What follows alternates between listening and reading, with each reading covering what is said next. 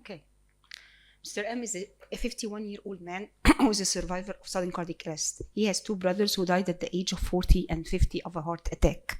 He has a brother who drowned at the age of 13. He has normal coronaries with a normal echocardiogram. And this is his ECG, nearly normal ECG with a heart rate of less than 60, with a normal QT and corrected QT. And this ECG is done at rest.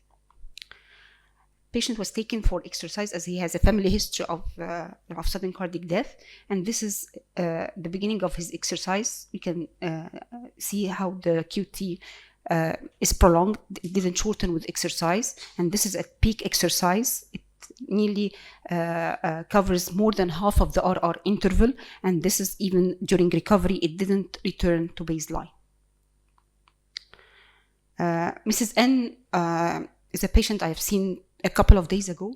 She's a 42-year-old female. She claims that she has a true syncopal attack or nearly arrested that was resuscitated by her husband. She has two uncles who died suddenly, one at the age of 40 and the other at the age of 22. And she says that the older one has suffered epilepsy during his life. On the day of syncope, she was feverish. Regarding these clinical situations that we meet in our daily life, in daily practice, is it enough to have proper decision making according to the clinical situation, the ECG and the investigations in the form of echo or cardiac MRI, or do we need more investigations to identify the problem?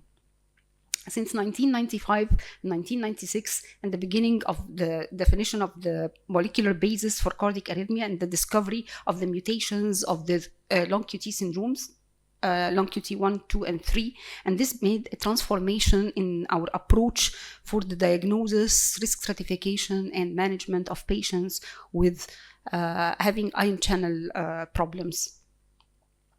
This discovery opened the way to the realization that molecular biology could no longer be regarded as something weird and of no interest for the clinician.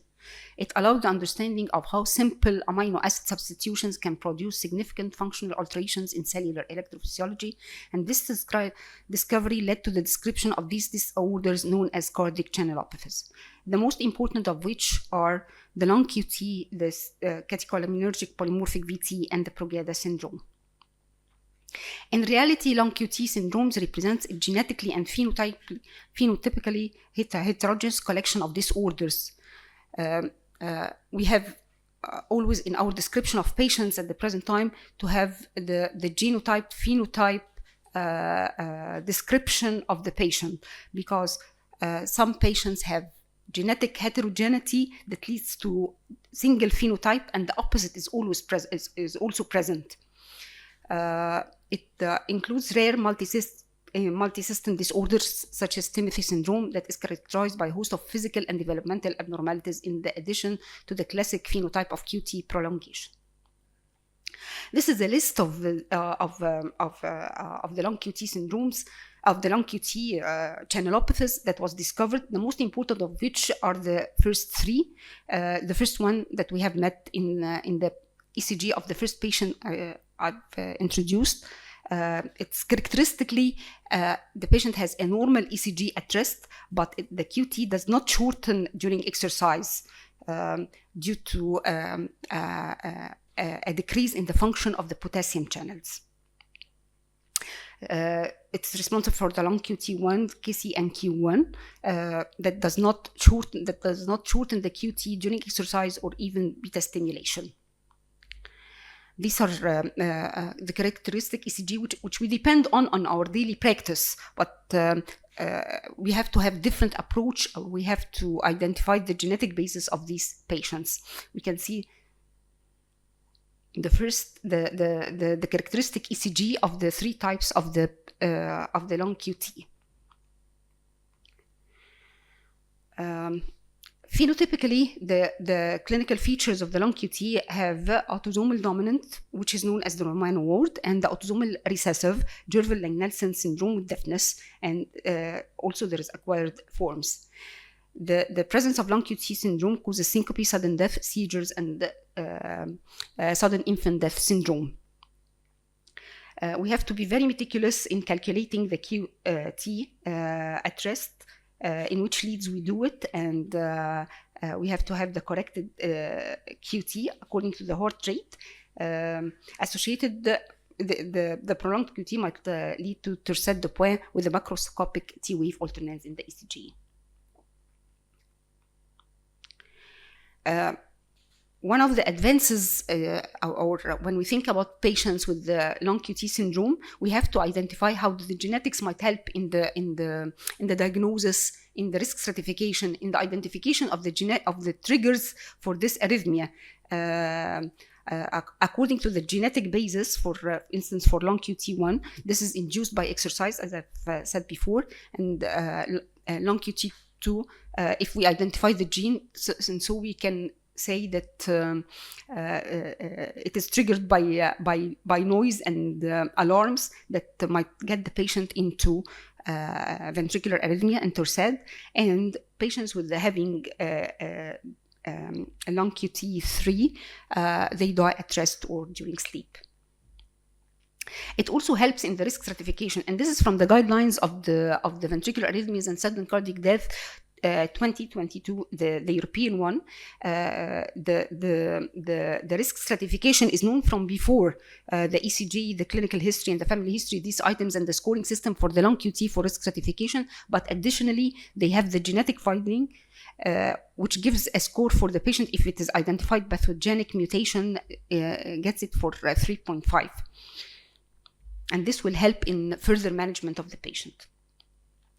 It does not only help in risk stratification, but genetics might help in response to medical therapy and clinical management. As I said, avoidance of genotype-specific risks for the patient according to his gene-specific disease. Long QT1 patients had a higher percentage of freedom from recurrence with beta-blocker therapy and a lower death rate compared to long QT for beta-blockers, and least for long QT3. Also, the use of mexiletine as a genotype-specific treatment for long QT3, which reduces the length of QT and the number of arrhythmic events. Tailoring therapy based on genotype-specific approaches may complement traditional treatments for long QT. And then we move for another form of channelopathy, which is mainly a sodium problem.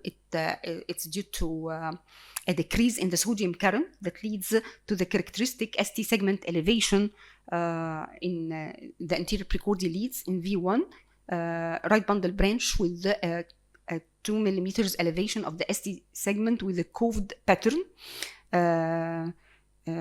It might be present for spontaneous, or sometimes it needs provocation.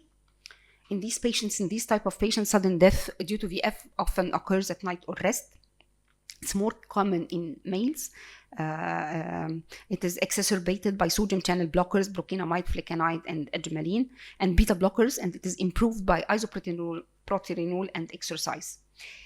It is also provoked by fever. That's why we have always to ask the patient about the presence of fever if he has experienced a syncopal attack and we are suspecting ion channelopathy.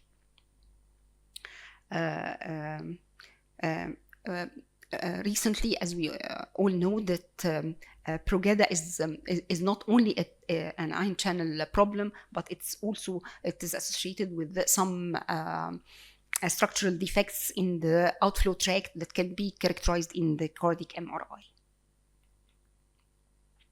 It's mainly caused by a problem in the sodium current, a decrease or loss of function in the sodium current, but it might also be caused by, in other rare forms, by the calcium current and by the transient outward potassium current. It's very important while evaluating the patient with the Progeda to have,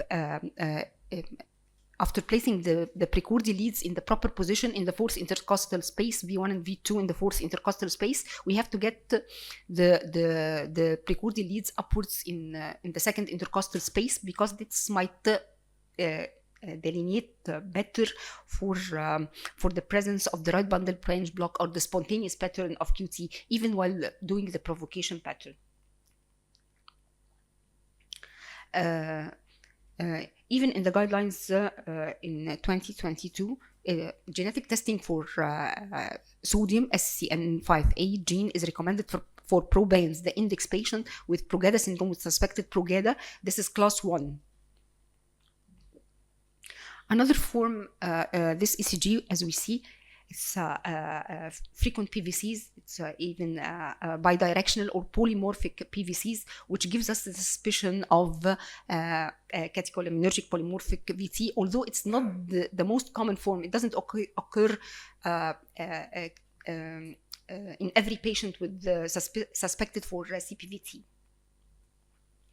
As we have moved from the surface ion channels channelopathy, we will get to the calcium handling of the cells, the problems or mutations in the calcium handling of the cells. In CPVT, normally the opening of the channels of calcium and getting calcium into the cell, which leads to increased calcium due to its release from the sarcoplasmic reticulum, which is the normal mechanism of contraction of the heart. This increase in the sarcoplasmic of calcium from the sarcoplasmic reticulum leads to the actin-myosin interaction, which leads to contraction. If there is a problem or a mutation in the handling of the calcium, this will lead to the forms of CPVT and leads to polymorphic VT. It is present in two forms, in genetic forms, autosomal dominant 1 and autosomal recessive 1. The mutations in the rayolindine release channels will lead to leak of calcium from the sarcoplasmic reticulum and increase in the diastolic calcium overload in the cell, which will lead to malignant ventricular arrhythmias. It is exercise-related, polymorphic form, bidirectional. As I said, it's not very common, this bidirectional form. Sorry.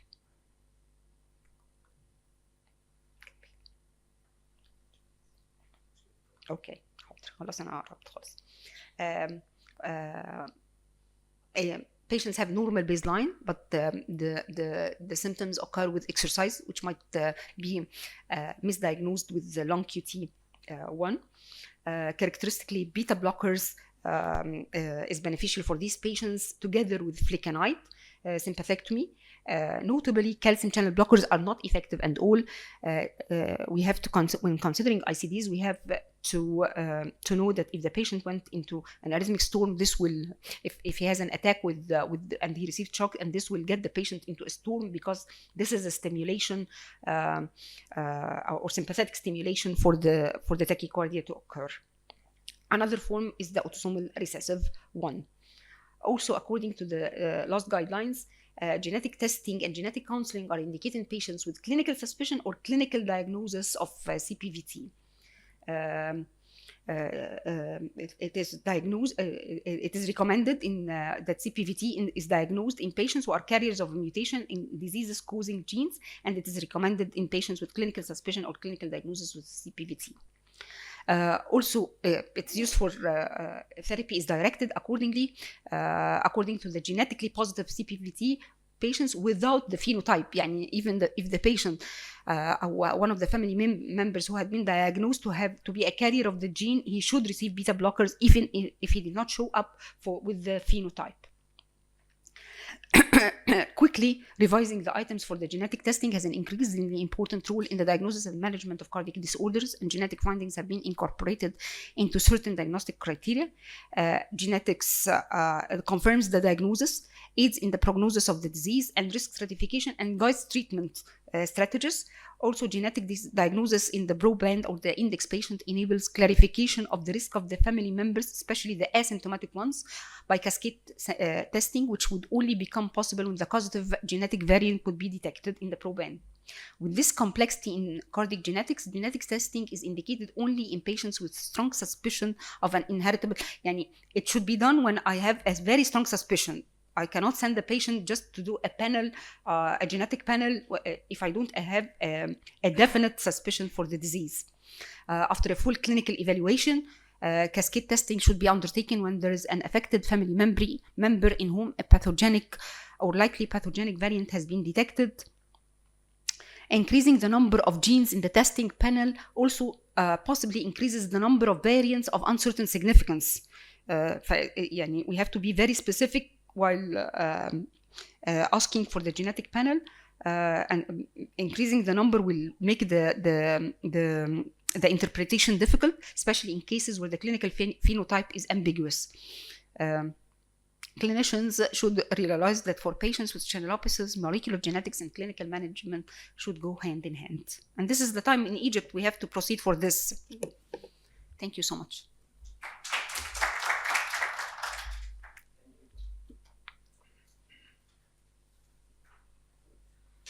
The arrhythmic conditions, when to consider? Considering, okay. Ablation. Okay, one of the most serious inherited cardiomyopathies, as you know, we have a division between a structural abnormal cardiomyopathies inherited and channelopathies. So one of the most important is hypertrophic cardiomyopathy, and we know that LV hypertrophy is limited even with antiarrhythmic drugs when the patient reach stage of possible ablation, and usually they end up already with an ICD, and it's you can't believe it's almost one of the nightmares to go to a VT ablation, except if the patient have already aneurysm, you treat him like ischemic cardiomyopathy. But if you have a septal ventricular arrhythmias, it becomes like a nightmare to go in a patient with such scenario. Another scenario that is also important with, again, a structural abnormal cardiomyopathy inherited. If you can comment on this ECG, anybody can have any suspicion looking to V1 in the ECG? Epsilon, yes. So in this ECG, you can see that we have some dissociation at the end of QRS of the whole depolarization of the right ventricle, and it's reflected on the anterior leads, V1, V2, V3. So this is, in fact, a patient who was 45 years old with a twin who died already. When we went to, he presented with this VT that is, again, looking to the VT, and you collect the whole picture. You have a left bundle morphology VT, which is more apical. It's coming from the RV. The most possible in this scenario is arrhythmogenic dysplasia, despite otherwise, because there are similar other scenarios to this. So in this case, the patient already received an ICD, but he again came with a recurrent VT. So again, of course, ablation in this case is not curative like in other cardiomyopathies, but at least we bail him out with ablation. And here it becomes more challenging because you have to be ready with epicardial, endocardial if you decide already to go for ablation in approved arrhythmogenic dysplasia. I mean approved that you already did MRI, that you have a family history, that the echo is suggestive. All these, so you have to be ready from the beginning, except if you have a doubt that is not real arrhythmogenic dysplasia. Okay, you go again epicardial, you do quickly the map endocardial, and then you go epicardial to look for the fragmentation of the ventricular substrate that is reflected on ECG by this epsilon that is found in V1, V2, V3, and you go and interrupt the clinical and also clean up all the late potentials that are possible for a future VT. Again, it's not curative, but it will bail out, it will settle the clinical drama of these cases. But some patients end up even in heart transplant, especially that we come from experience from Italy. Some people ended up in heart transplant to overcome. Also, can you activate this? Can you activate the video, please? أنا مش عارفة أحرك the video. Okay. Okay. Another scenario of arrhythmogenic dysplasia, it's not an RV involvement, the worse also of the whole clinical picture when there is LV involvement in arrhythmogenic dysplasia that may come from with a left ventricular arrhythmia. In this case, again, you go and search for the ventricular arrhythmia. As you see here, you go for all these late potentials that are dissociated from the synchronized depolarization of the left ventricle, and you go and target them and ablate. In this case, also worse and worse, the patient comes also with LV dysfunction, so this is becoming even more challenging as a prognosis and preparation for such procedures. I will show you also a case. I want to go ahead with this case. Whatever, here also the challenges of going epicardial in such cases that you have the coronaries, you have the phrenic nerve, you have to displace sometimes the phrenic nerve to go after the VT that you are targeting. So the coronaries also are one of the challenges. So these are all possible challenges. Here, I believe this case we did some iatrogenic pericardial effusion just to displace the phrenic nerve and to ablate, and then extract the fluid and ablate again until we got rid from this ventricular arrhythmias. He did well, at least for a long period. And okay, I'll go. Okay, another scenario that was also published before, because we were always meticulous, especially we were a referral center for sport medicine in Rome, and a lot of cases come with ventricular arrhythmia that a serious decision should be given in discontinuation of activity or not. And in this case, we do a full voltage map. We go and take biopsy targeted from the abnormal voltage map. We do the unipolar map to see if the pericardium is diseased more than the endocardium. And some cases are confirmed to be also myocarditis that mimics arrhythmogenic dysplasia. In our series, we had 44 cases confirmed myocarditis. It's not a poor prognosis until we have LV involvement and a lower ejection fraction. Once we have LV involvement of the myocarditis, the prognosis becomes worse and the patient may need ICD. But when these arrhythmias are limited to the RV, by ablation can be a good outcome and good.